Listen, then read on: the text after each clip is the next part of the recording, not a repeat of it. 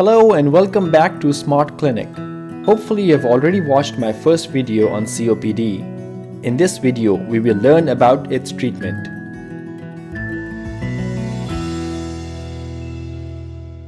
Dr. A, how do you treat COPD, and how does the treatment help? When we treat COPD, we have a few targets in mind. These are to stop the disease from getting worse, improve shortness of breath and other symptoms, get people back to normal life as much as possible, and prevent COPD flare-ups that lead to hospital admissions and death. After diagnosis, we see how COPD affects the life of a person. Each person may have a different experience with COPD. Some have more problems with breathing than others. Some may have more COPD flare-ups than others, and some may remain very active despite advanced disease. This is why carefully listening to the story of each person is important. Our treatment plan is based on this information. Most of the medicines used for COPD are in form of an inhaler, but sometimes pills are also needed. There are three things that help all people with COPD and make a huge impact on outcomes. First, quit smoking. Even if the disease is already advanced, continued smoking damages lungs, increase cough and sputum, and increase the risk of COPD flare-up. Remember, it's never too late to quit.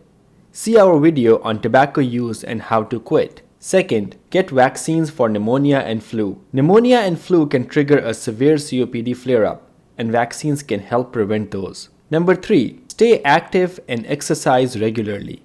Being active keeps your heart, muscles, and lungs in good shape.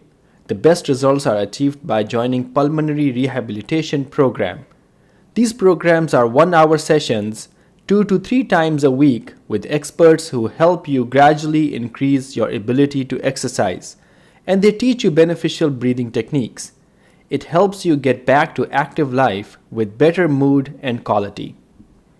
Dr. A, what type of medicines are used for COPD, and how do they work?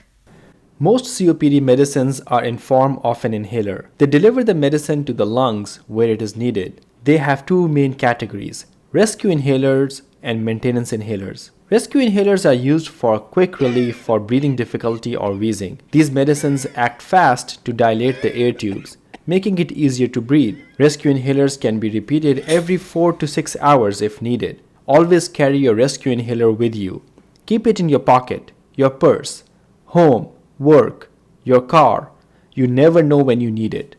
Maintenance inhalers are for regular daily use. They have different medicine combinations that dilate and reduce inflammation of the air tubes. Your doctor will choose the best inhaler combination for you based on your COPD severity, symptoms, and how often you get COPD flare-up. It is very important to use your inhalers correctly. With incorrect use, medicine can get lost in the air, stick in the back of the throat, or end up in your stomach without reaching the lungs. There are different types of inhaler devices that work in different ways. Read the instructions in the packet carefully to learn the correct technique. Dr. A, can you tell us how COPD flare-up is treated? COPD flare-up can be a serious problem and should not be taken lightly. Consult a doctor or seek medical attention quickly. Since the shortness of breath, cough, and wheezing is more severe during a flare-up, the need for rescue inhalers become more frequent. Additional medicines like steroid pills and antibiotics may be needed. A 5-day course of steroids is usually sufficient to control a flare-up. If symptoms are severe or getting worse, do not hesitate to call emergency services or come to the hospital. Patients may need extra medical care, stronger medicines, oxygen, or breathing machines to fight these flare-ups. Once a flare-up is treated, it is important to take right medicines and avoid infections and smoking. One flare-up can lead to another, so we try hard to stop the next attack. Keep a close contact with your doctor. Complete recovery after a flare-up may be slow and can take up to few weeks. Dr. A, we see some people using extra oxygen. When is oxygen needed in COPD treatment? Not all patients need extra oxygen. Extra oxygen is only needed when a person consistently has low levels of oxygen in their blood. This is measured with a small device attached to your finger.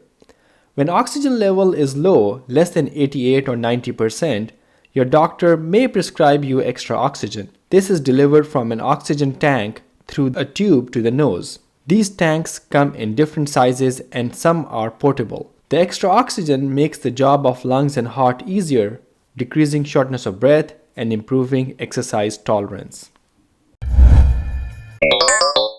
Pursed lip breathing is a special way of breathing that helps people with COPD. Let's learn it right now. Breathe in through your nose and breathe out through your mouth.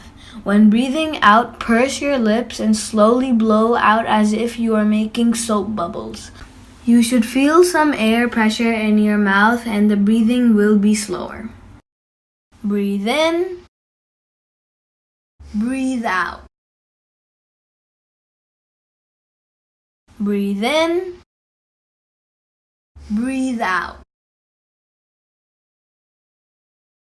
Breathe in, breathe out.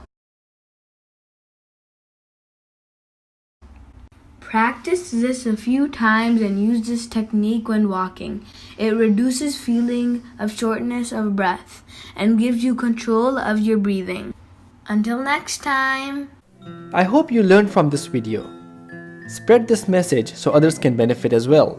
Subscribe to our channel to learn more about health and disease. Stay healthy and help others stay healthy.